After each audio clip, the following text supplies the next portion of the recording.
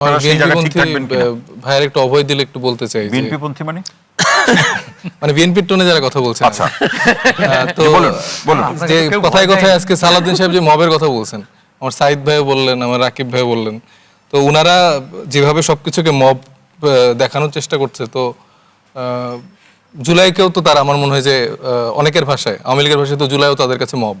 তো তারা যদি এখন ওই আওয়ামী লীগের চোখে আন্দোলন সংগ্রামগুলোকে দেখতে চায় তাহলে তো আসলে সমস্যা।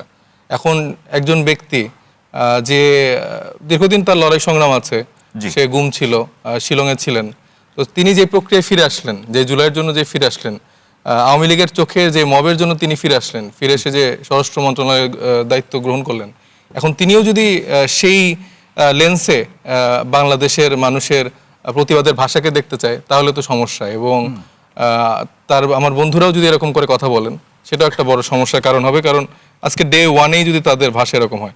গণতান্ত্রিক প্রতিবাদের চর্চা হিসেবে আমি মিটিং করব, আমি মিছিল করব, আমার প্রতিবাদের যতগুলো ভাষা আছে সবগুলো আমি ইউজ করব। তারা যদি স্বৈরাচারের মতো আচরণ করে তাহলে সর্বোচ্চ যেই জুলাইতে যেই প্রতিবাদ সংগ্রাম হয়েছে সেটাও আমরা করব। এটা তারেক রহমান বলেন, সালাউদ্দিন সাহেব বলেন, হাবিব ভাই বলেন, যারা আছেন তাদের বিরুদ্ধেই করবো। প্রথম থেকে আপনাদের ওই প্রস্তুতি থাকে? হ্যাঁ, অবশ্যই থাকবে। মানে এই সুযোগটা তো তাদের দেওয়া যাবে না, কারণ যেই লড়াই সংগ্রাম করে, যেই রক্তপাত হওয়ার পরে, শহীদের ফলে আজকে এই সুযোগটা আমরা পেয়েছি, আমরা কি আবার তাদেরকে সেই সুযোগটা আবার করে দিব নাকি? আপনারা স্বৈরাচার হন, আবার আমাদের 2000-কে শহীদ করেন, তারপর আবার আপনারা চলে যান ইন্ডিয়াতে, এরকম তো এবার সুযোগ থাকবে না।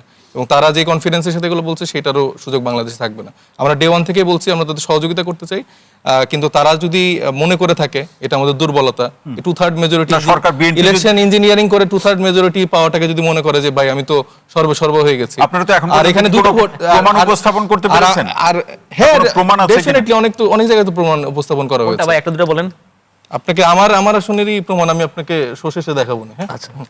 আমার সিরাজগঞ্জ 6।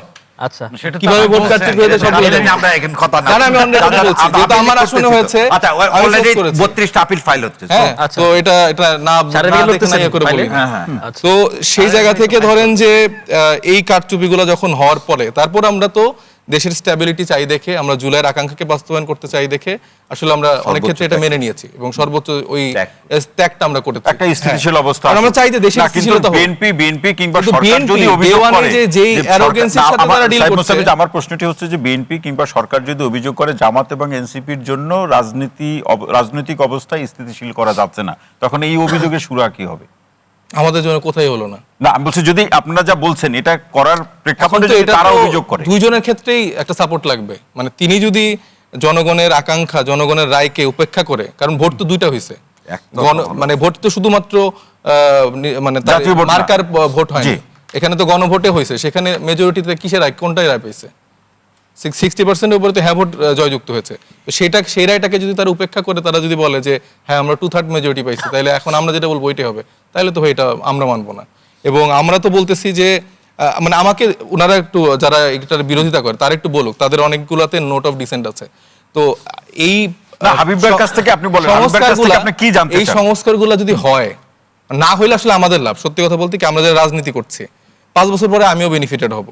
আমি যদি হাসিনার মতো করে ক্ষমতাটা এনজয় করতে পারি তাহলে তো আমার লাভ, ভাইয়ের লাভ, আমাদের লাভ। কিন্তু আমরা তো এই লাভটা মানে নিতে চাচ্ছি না। আমরা চাচ্ছি না জনগণের জন্য লাভটা হয়। এই সিস্টেমেটিক পরিবর্তন আপনি সংবিধান দিয়ে, বিভিন্ন প্রক্রিয়া দিয়ে, অনেক লেন্দি একটা প্রসেস দিয়ে ফলো করতে পারেন, যেটা আপনি ঐক্যমত্য কমিশনেও দেখছেন, প্রতিদিন চা নাস্তা খেয়ে খেয়ে এটা 1.5 বছর পার করে ফেলছে।